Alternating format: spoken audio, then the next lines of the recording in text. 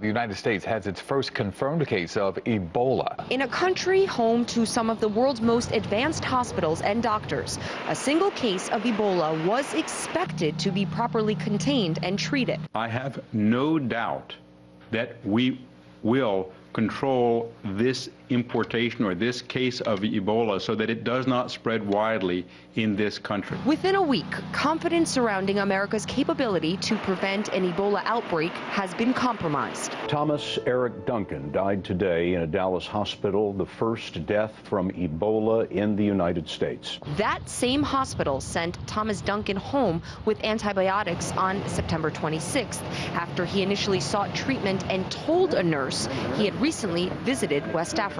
A few days later, workers without any protective clothing clean up Duncan's vomit after he throws up outside his family's home before being sent back to the hospital. Roughly 50 people were reportedly being monitored after possibly coming into contact with Duncan before he was sent to the hospital. The infection control protocols for Ebola have to be redoubled. They have to be drilled on, and they have to be taken very seriously. It has to be practiced more, basically. And the investigation, the results of the investigation, what happened there, have to be released, have to be used to improve the level of preparation in hospitals throughout the United States. According to a new report, 3 out of 4 nurses in the U.S. say their hospital hasn't provided adequate training on Ebola, leaving America's healthcare system unprepared. National Nurses United, the largest union of registered nurses in the country, finds 36% of those surveyed say their hospitals do not have sufficient supplies, including face shields and fluid-resistant gowns, to care for an Ebola patient. There needs to be a national priority to provide the personal protection for all healthcare workers in this country.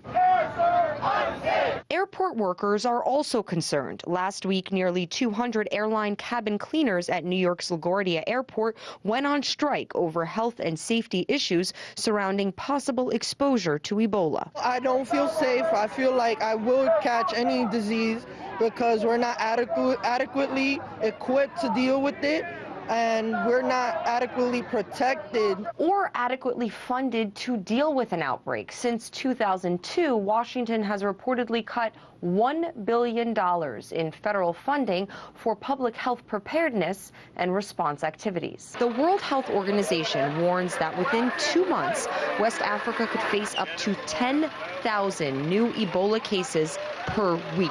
It's little wonder why states in West Africa are failing to contain this outbreak when Western countries with all their resources and technology are struggling to deal effectively with just a few reported cases. Marina Portnaya, RT.